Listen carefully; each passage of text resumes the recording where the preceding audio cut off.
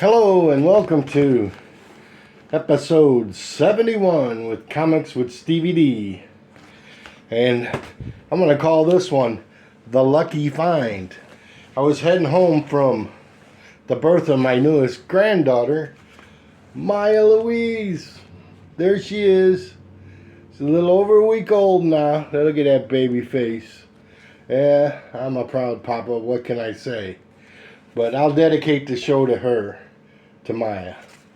Alright, so I was coming back from the Lake of the Ozarks, which is 2 hours from where I live, and I know there's a comic book shop on where I get on the highway in Lebanon.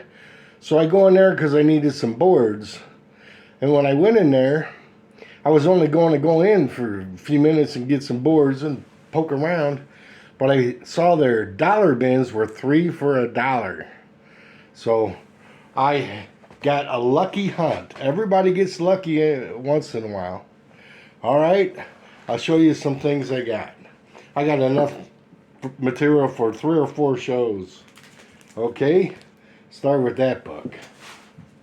Mind you, all these books were 33 cents each. Every single one of them. Okay, we got... This is Robin #1 from 1991. One of 5 limited series. Cover art by Tom Lyle. With a Neil Adams poster inside included. And it's just a really cool, mature picture of Robin. I think this might be the 3rd Robin. Alright. Speaking of Batman, in a previous show I bought Batman Legends of the Dark Knight on the orange. So in the 3 for $1, I got the yellow, or whatever that color is, the pinkish red, and the turquoise kind of color cover. And all of those were 33 cents. First issues. Now I got all 4 of them. Okay, the next book I want to show you is Babylon 5, #7. And this will go in my space book collection.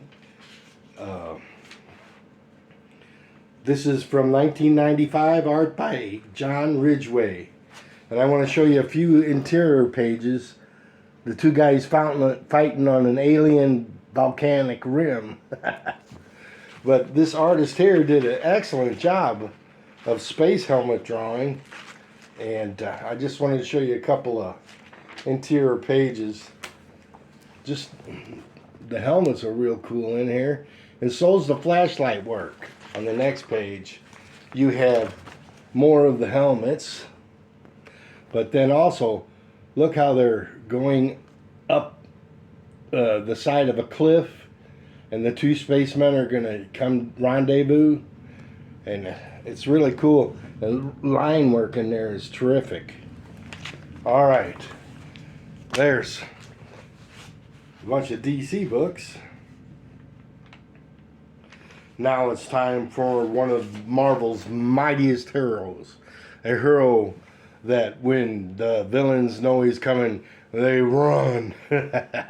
This guy, Superman's got nothing on this guy. Batman, Captain America, Iron Man, none of these guys. It is the mighty Gru.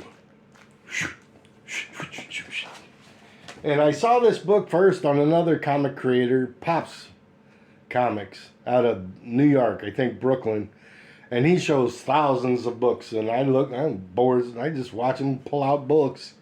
And I thought, man, that's a cool little book. I like the cover, I like the ninja swords, and it's comedy, like a Crack magazine or Mad magazine style. And it's just a great cover. Great shape, too.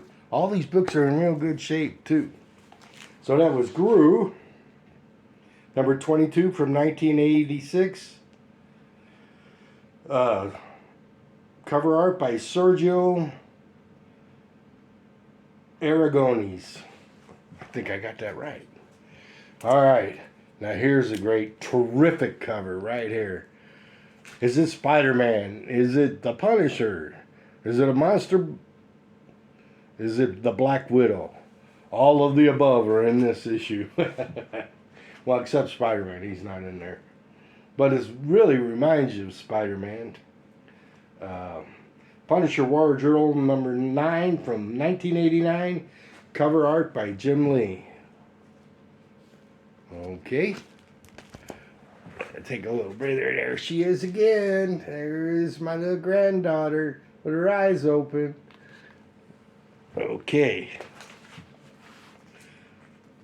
Here's a cowboy cover. I every once in a while grab a cowboy book. He's a rootin' tootin' shit 6-gun shooter. This is American Flag number 17 from 1995.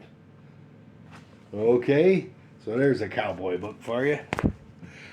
And I got The Terminator. What's better than the Terminator comic book? 2 Terminator comic books. These are in excellent condition too.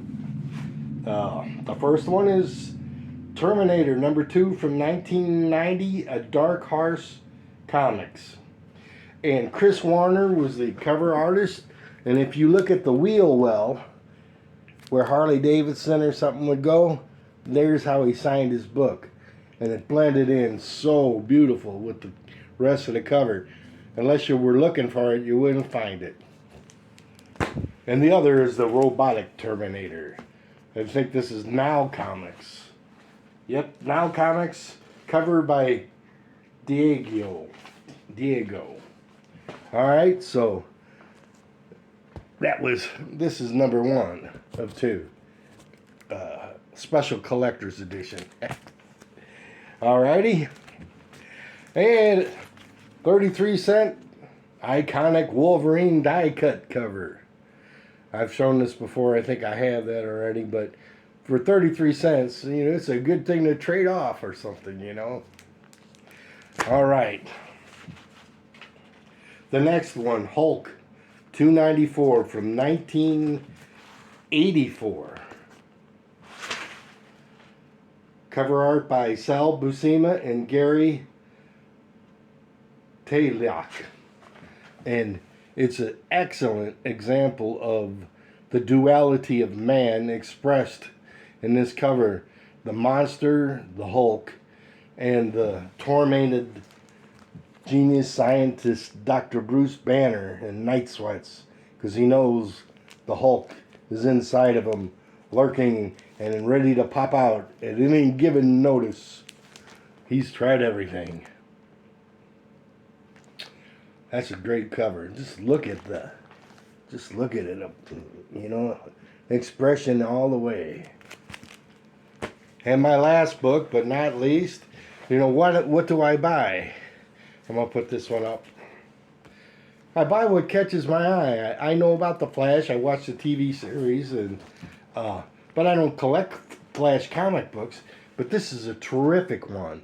It's got some water damage on the back of it, but for 33 cents, he's a nose ahead in the race with jets. He can run faster than a jet, you know. So, all right. So I got a few other things I wanted to talk about while you're looking at the Flash racing the jets. I had a comic survey. I was tagged from Mike from Casino Comics to take a survey. General questions about why I have a channel and stuff. Okay. Why did I start a comic channel? It looked fun.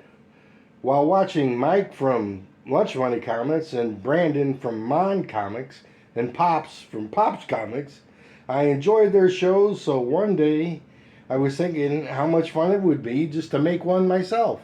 So I did one on, my first show was showing some of my Civil War comic books. And I'm still having fun, and this is my 71st episode after that first one. I did a redo of the Civil War, that's episode 50, because I wanted to do it justice, because there's so much material in it. Okay, and some of the questions were, I never thought anybody was watching. 1,500 to 2,000 people have watched my videos, which is about 1,400 more than I thought I ever would, you know. I know people have thousands and thousands of views. I'm just happy that the people that have watched them, and I hope they have enjoyed them. I get positive reinforcement, and it's also a creative outlet, you know, to put a show together, to think about books, to try to come up with a quirk or a joke or something, you know. I don't collect slabs, but I understand the value of slabs for preservation and presentation. But I believe comic books are toys for the imagination, and the good stuff is inside, and if they're slabbed, you can't get inside. But I do appreciate slabs for their value. What do I collect? I collect Captain America, Iron Man. Those are the main ones I collect right now. What catches my eyes? A little of this, a little of that. Batman, and various other comics, you know.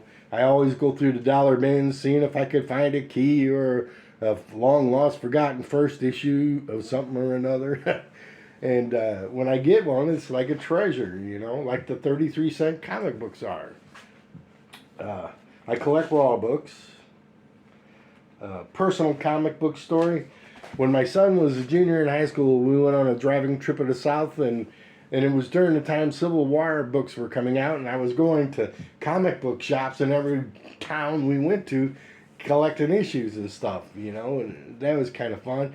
But one of our first stops was Metropolis, Illinois, and we went to the Superman Museum. It's down in the southern tip of Illinois, and we had a great time. I got some pictures I'll show later on from that time, and that was like 2007, so it was quite a while ago.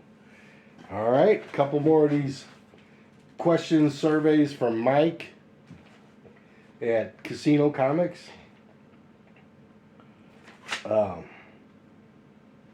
Am I a DC or Marvel? I'm mostly a Marvel, but like I said, I'll collect anything that catches my eye. The first comic book I had in my hand was in 1966.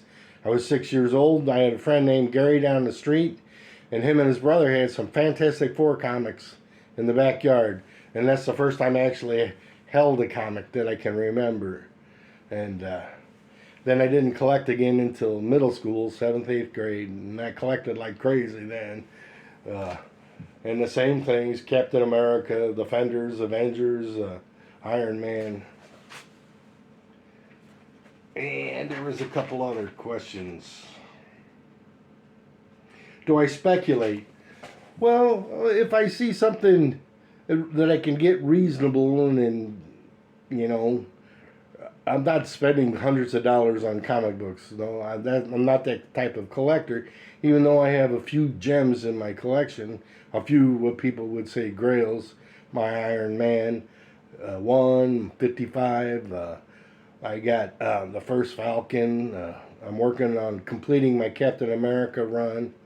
Just have 4 issues to go, and then that'll be complete. I just got the last 2 Iron Man books. They were annuals. So that took over 20 years to get all those, but it's a patient hobby collecting comic books. Unless you're in a hurry and they got deep pockets, you know. And those were some of the comic book surveys. So thanks for calling me out, Mike at Casino Comics. And I just want to say I get my inspiration from a bunch of YouTubers.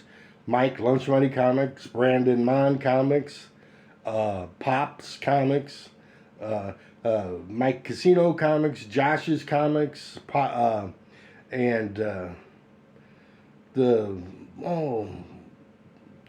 Comic Collector Geek. Oh, I'm not saying that right, but he has the most outstanding old books. Him and Pops have the real good old books.